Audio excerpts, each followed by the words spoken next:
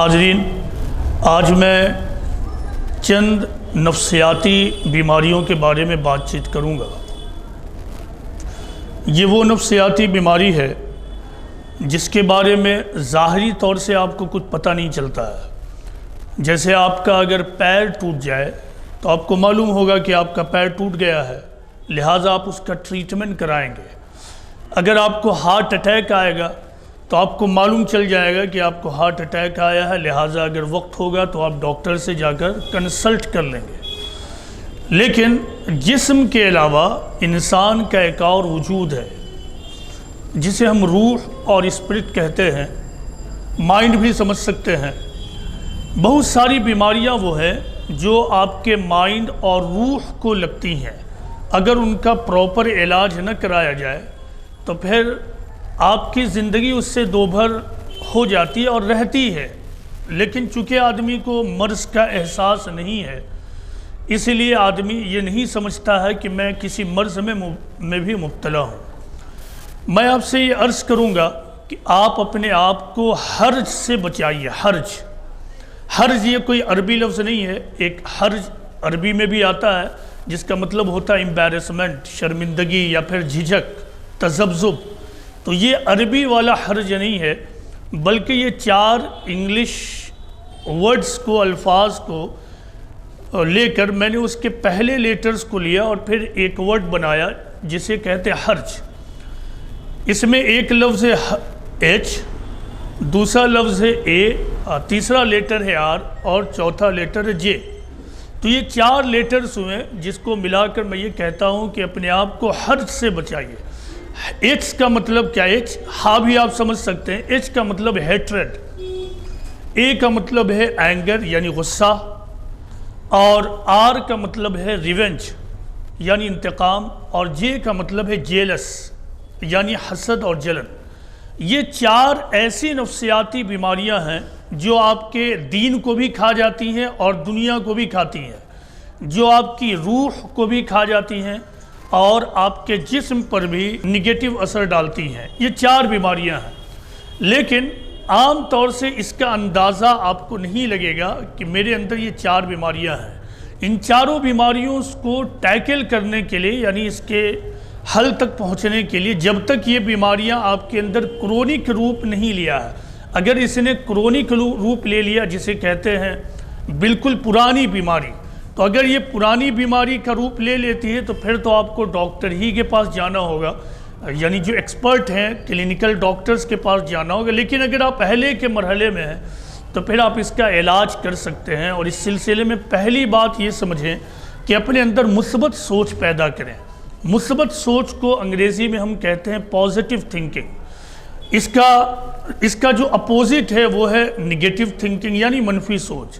انسان ہمیشہ 2 خیالات میں جیتا ہے، ایک پازیٹیو تھنکنگ اور دوسرا نگیٹو تھنکنگ۔ جب بھی کوئی صورتحال پیش آتی ہے تو آپ کے سامنے 2 میں سے ایک انتخاب ہوتا ہے، یا تو آپ اپنے آپ کو ہر حال میں پازیٹیو رکھیں، مثبت رکھیں، یا پھر آپ ان حالات سے متاثر ہو کر، ان حالات سے پربھاوت ہو کر اپنے آپ کو نگیٹو اور پھر اپنے آپ کو منفی کر لیں، اپنی پوری کی پوری سوچ نگیٹو بنا لیں۔ پیغمبر اسلام محمد صلی اللہ علیہ وسلم نے پوری کوشش اس بات کی تھی کہ جو مسلمان ہیں، صحابہ، ان کی سوچ پازیٹیو ہو۔ اس کی صرف میں ایک مثال دیتا ہوں۔ ایک مرتبہ پیغمبر اسلام طائف کی طرف جا رہے تھے اپنے ساتھیوں کے ساتھ، راستے میں ایک تنگ راستہ ملا یعنی نیرو اسٹریٹ۔ پیغمبر اسلام نے پوچھا کہ اس راستے کا نام کیا ہے؟ لوگوں نے راستے کا نام بتایا الضیقہ، یعنی تنگ راستہ، پتلا راستہ، مشکل راستہ۔ پیغمبر اسلام نے کہا کہ الضیقہ نہ کہو بلکہ ایسری کہو۔ غور کیجئے، پیغمبر اسلام نے کیا کہا؟ الضیقہ نہ کہو بلکہ ایسری کہو۔ ایسری کا مطلب ہوتا آسان، کشادہ۔ اب ایک پوائنٹ پر غور کیجئے کہ پیغمبر اسلام نے جب اس کو ایسری کہا تو وہ راستہ ایسری یعنی کشادہ نہیں ہو گیا۔ ایک اور اہم بات کہ پیغمبر اسلام نے یہ نہیں کہا کہ دیکھو تم کدار اٹھاؤ، کھنتی اٹھاؤ اور اس راستے کو چوڑی کرو، بلکہ آپ نے حالت موجودہ کو یعنی اسٹیٹس کو کہا کہ قبول کرو اور اسی میں اپنے اندر پازیٹیو سوچ پیدا کرو۔ دور اول کے مسلمانوں کے اندر، یعنی جنہیں ہم صحابہ کہتے ہیں، کمپینینز آف دی پروفٹ محمد صلی اللہ علیہ وسلم، ان کی سب سے بڑی خوبی یہ تھی کہ وہ نگیٹو حالات میں بھی پازیٹیو رہنا جانتے تھے، وہ منفی صورتحال میں بھی مثبت سوچ رکھتے تھے، وہ دشمنانہ صورتحال میں بھی اپنے آپ کو انتہائی کام اور پرسکون رکھنا جانتے تھے۔ یہ پہلی چیز ہے۔ اب آئیے اصل بات پہ۔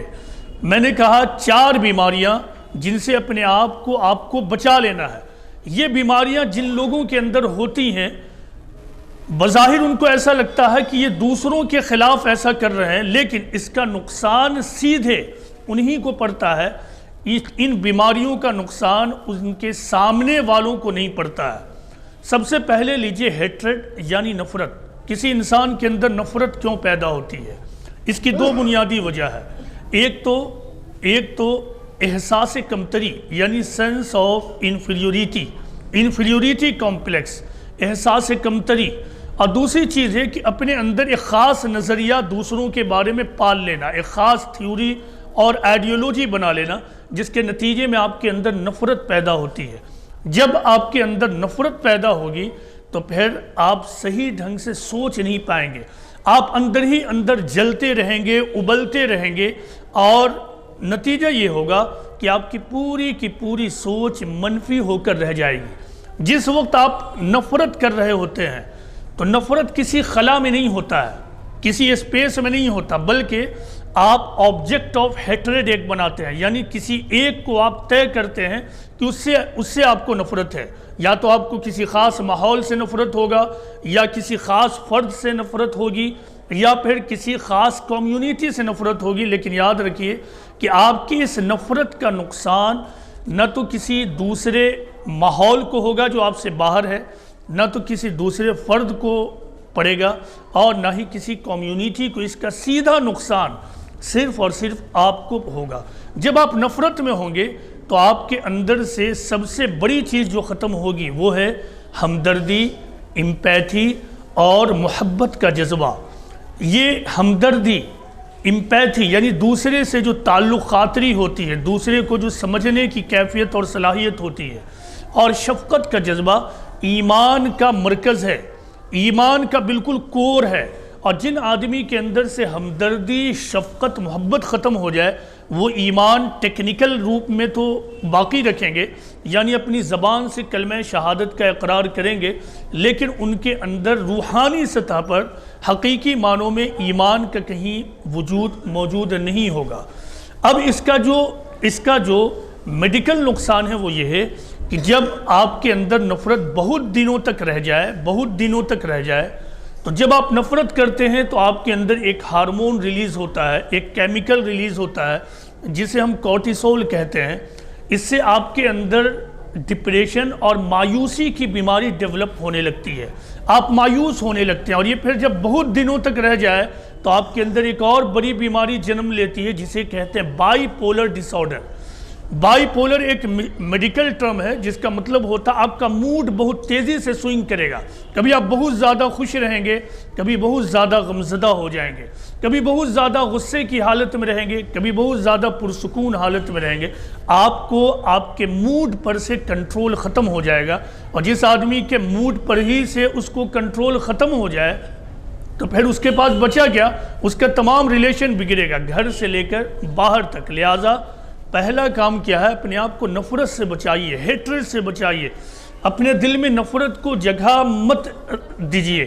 قرآن اور حدیث کا خلاصہ اس معاملے میں یہ ہے، میں زیادہ ریفرنسز استعمال نہیں کر سکتا ہوں چونکہ وقت کی تنگی ہوتی ہے، اور ان چاروں چیزوں کو ایکسپلین کرنا، نہ تو میں میڈیکل ٹرمز کو بہت زیادہ یہاں تشریح کر سکتا ہوں، نہ قرآن و حدیث کے ریفرنسز، اور یہ ریفرنسز بار بار تفصیل کے ساتھ آپ کے سامنے آتے رہتے ہیں۔ خلاصہ یہ ہے قرآن و حدیث کا اس معاملے میں کہ اسلام یہ چاہتا ہے، اللہ یہ چاہتے ہیں کہ ایک مومن کے دل میں ہمیشہ دوسروں کے لیے اچھے جذبات پنپے۔ ظاہر ہے اچھے جذبات نفرت کے بالکل متضاد اور اپوزٹ فیلنگز اور جذبات ہیں، تو اسلام کے بالکل مترادف اور الٹا کام ہے کہ آپ کے سینے میں دوسروں کے لیے نفرت ہو۔ ہمیشہ یاد رکھیے کہ نفرت کا نقصان روحانی سطح اور دینی سطح پر بھی آپ کو، اور جسمانی اور میڈیکل پوائنٹ آف ویو سے بھی اس کا نقصان صرف اور صرف آپ ہی کو ہے۔ دوسری چیز ہے، اب دوسری بیماری ہے جیلسی، جسے عام زبان میں آپ کہتے ہیں حسد اور جلن۔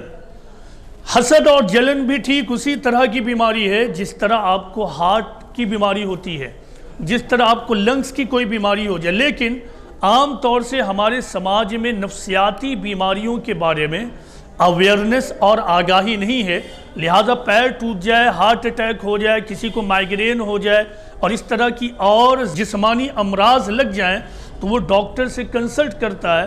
لیکن اگر اس طرح کی بیماریاں ہوتی ہیں تو ایسے روحانی لوگوں سے یا پھر سیریس کنڈیشن میں وہ سائیکیٹرسٹ سے کنسلٹ نہیں کر پاتا ہے۔ دوسری بیماری کیا؟ جیلسی۔ جیلسی کب پیدا ہوتی ہے؟ آپ کے اندر احساس عدم تحفظ ہو، کوئی ماضی کی تاریخ ہو جو آپ کے دماغ میں گھومتی رہتی ہے، کسی چیز کے کھو جانے کا خطرہ ہو، اور احساس کمتری، یہ ان تمام چیزوں میں سے کوئی ایک چیز آپ کے اندر پیدا ہوتی ہے اور پھر آپ کے اندر حسد اور جلن پیدا ہوتا ہے۔ جب حسد اور جلن پیدا ہو جائے تو سب سے پہلے اس کے روحانی پہلو کو سمجھیں۔ حدیث رسول ہے، پیغمبر اسلام محمد صلی اللہ علیہ وسلم فرماتے ہیں کہ دیکھو تم اپنے آپ کو حسد سے بچاؤ۔ حسد نیکی کو اسی طرح کھا جاتا ہے جس طرح آگ لکڑی کو کھاتی ہے۔ ایک دوسری حدیث ہے کہ پیغمبر اسلام نے کہا کہ حسد اور ایمان دونوں ایک ہی دل میں جمع نہیں ہو سکتے ہیں۔ یہ اسلام میں حسد کے ہونے کا مسئلہ ہے۔ آپ اندازہ لگا سکتے ہیں کہ اگر آپ کے دل و دماغ میں، آپ کے سینے میں حسد کو جگہ ہے تو پیغمبر اسلام کے مطابق آپ کے سینے میں ایمان مکمل معنوں میں جگہ نہیں پا سکتا ہے۔ تو پہلا مسئلہ تو یہی ہے، ایمان کو بچانا۔ لہٰذا ایمان کو بچانے کے لیے ضروری ہے کہ آپ اپنے آپ کو حسد سے بچائیے، جلن سے بچائیے۔ حسد جو ہے قاتل انسانیت بھی ہے اور قاتل ایمان بھی ہے۔ جب آپ کے اندر حسد ہوگا آپ کے اندر ہمدردی نہیں ہوگی، جب آپ کے اندر حسد ہوگا آپ صحیح ڈھنگ سے سوچ نہیں پائیں گے، یعنی ریزنیبل ڈھنگ سے اور عدل کی بنیاد پر آپ سوچ نہیں پائیں گے۔ جب آپ کے اندر حسد ہوگا تو آپ کو خود اپنے اوپر کنٹرول نہیں ہوگا۔ حسد کب پیدا ہوتا ہے؟ جب آپ سماج کو دیکھتے ہیں، گھر میں رہتے ہوئے یا سماج میں رہتے ہوئے اکثر ایسا ہوتا ہے، آپ کسی کو اپنے سے زیادہ دولت مند پاتے ہیں، اپنے سے زیادہ پربھاؤ شالی اور انفلوئنسر پاتے ہیں، آپ اپنے سے زیادہ صحت والا پاتے ہیں۔ اسی طرح کے اور بہت سارے ڈیفرنسز ہیں جو ایک انسان اور دوسرے انسان کے درمیان ہمیشہ ہوگا، ایک سماج اور دوسرے سماج کے درمیان ہمیشہ ہوگا، اور یہ دراصل امتحان کا پرچہ ہے۔ کسی کو اللہ تعالیٰ دے کر آزماتا ہے اور کسی کو کم دے کر یا نہ دے کر آزماتا ہے۔ یہ دونوں پرچے دراصل امتحان کے پرچے ہیں۔ آدمی کو چاہیے کہ اس معاملے میں سب سے پہلا شعور یہ پیدا کرے کہ یہ جو فرق ہے، یہ فرق خود اللہ کا پیدا کیا ہوا ہے، اور کسی چیز کو جب اللہ کا پیدا کیا ہوا آپ پالیں تو آپ یقیناً یہ سمجھیں گے کہ پھر ہمیں اس معاملے میں مداخلت نہیں کرنی ہے۔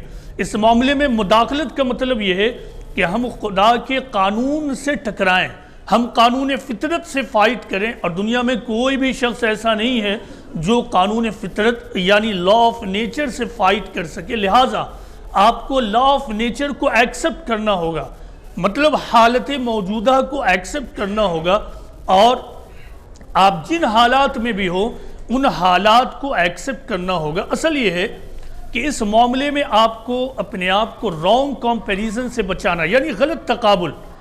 اپنے آپ کو کبھی بھی دوسروں سے کمپیئر نہ کیجئے۔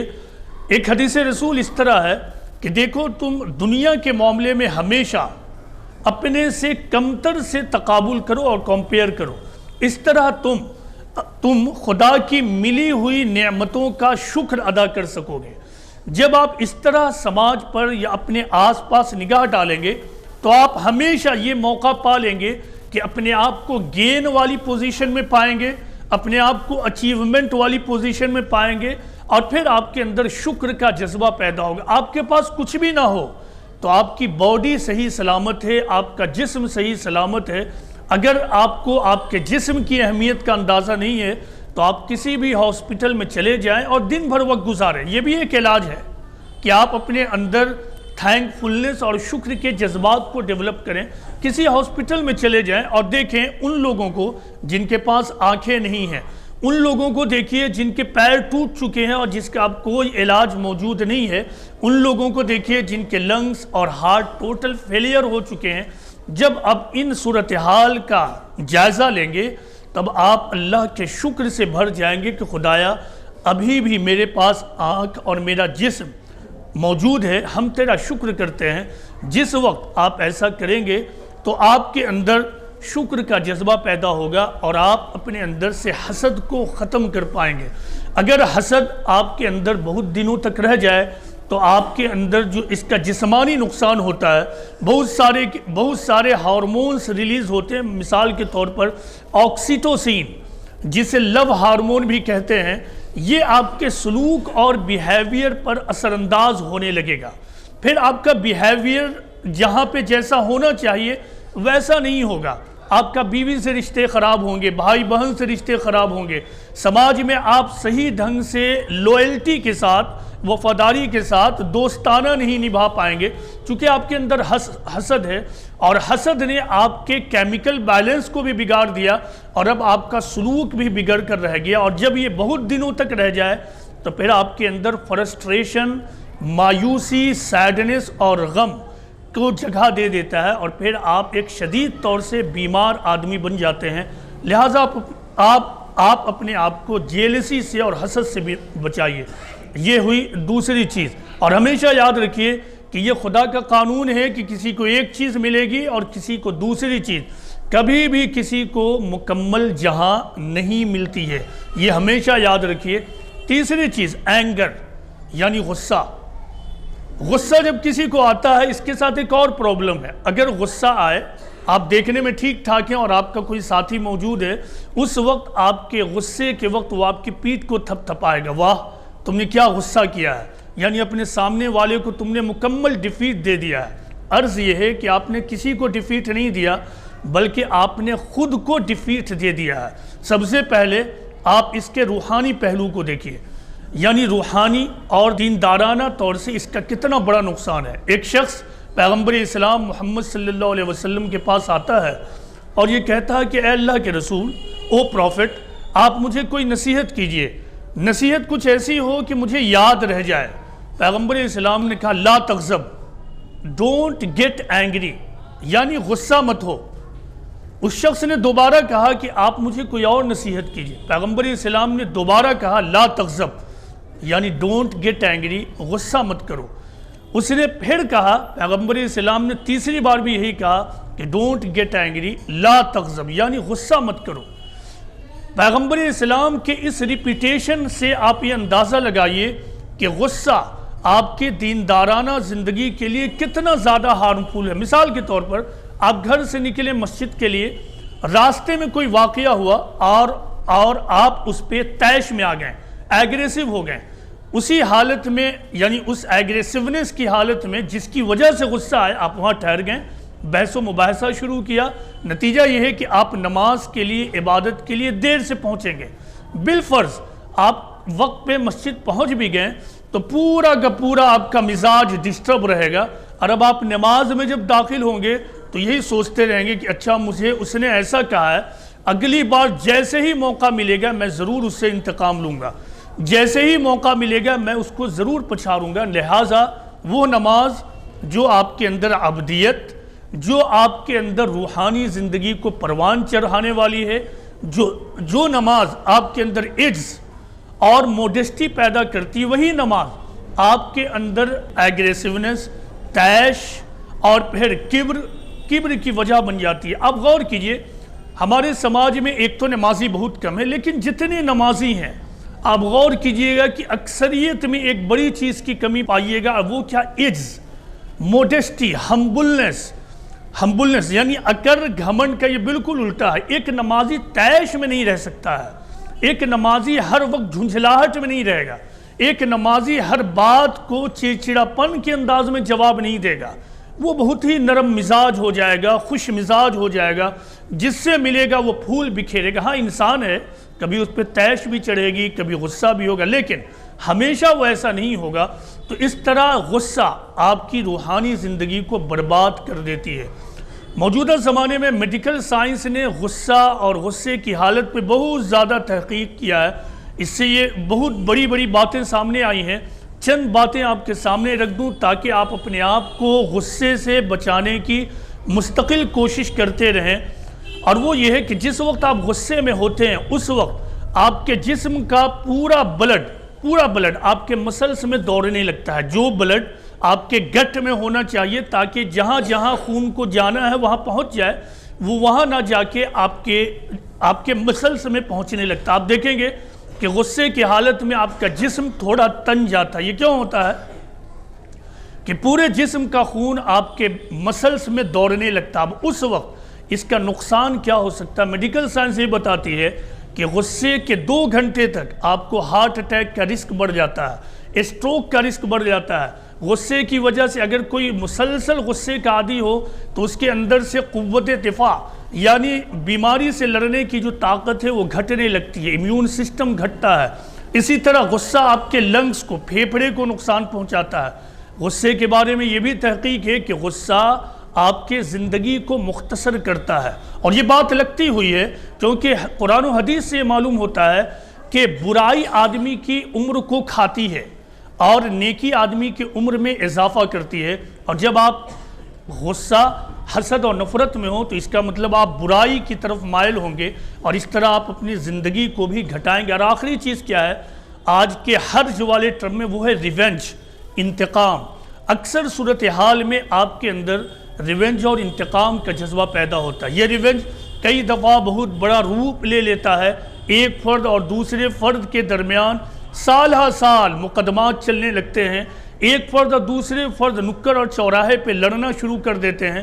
لڑائی آج ہوئی لیکن اس کا اثر کئی دنوں تک چلتا رہتا ہے۔ یہ ریونج ہے، انتقام آپ کو دوسروں سے زیادہ نقصان پہنچاتی ہے، یعنی دوسروں کو کیا نقصان پہنچائے گی؟ یہ ریونج آپ ہی کو نقصان پہنچائے گی۔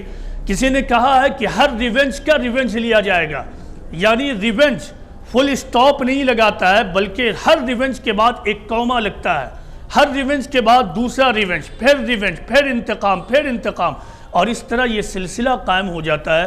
پیغمبر اسلام محمد صلی اللہ علیہ وسلم نے اپنے لوگوں کو، صحابہ کو یہ تعلیم دی، قرآن و حدیث کی تعلیم یہ ہے کہ اپنے آپ کو انتقام سے بچاؤ، چھوٹے معاملے میں بھی، بڑے معاملے میں بھی، ایک فرد اور دوسرے فرد کے درمیان بھی اور قوموں کے درمیان بھی۔ ایک 2 واقعات سنا کر میں اپنی گفتگو ختم کرتا ہوں۔ ایک مرتبہ حضرت ابو بکر صدیق رضی اللہ عنہ بیٹھے ہوئے تھے، پیغمبر اسلام بھی تھے۔ ایک شخص آتا ہے اور حضرت ابو بکر صدیق کے خلاف ایبیوسو لینگویج استعمال کرتا ہے، یعنی رف لینگویج۔ ایک بار اس نے کہا، دوسری بار کہا، تیسری بار کہا۔ ان موقعوں پر ابو بکر صدیق خاموش رہے۔ اب جب دوبارہ، تیبارہ اور چوتھی بار بھی اس نے وہی طریقہ اختیار کیا، اب ابو بکر صدیق کو، انسان ہے، غصہ آ گیا۔ غصے میں انہوں نے جواب دینا شروع کیا۔ جیسے ہی انہوں نے جواب دینا شروع کیا، پیغمبر اسلام وہاں سے اٹھ کر جانے لگے۔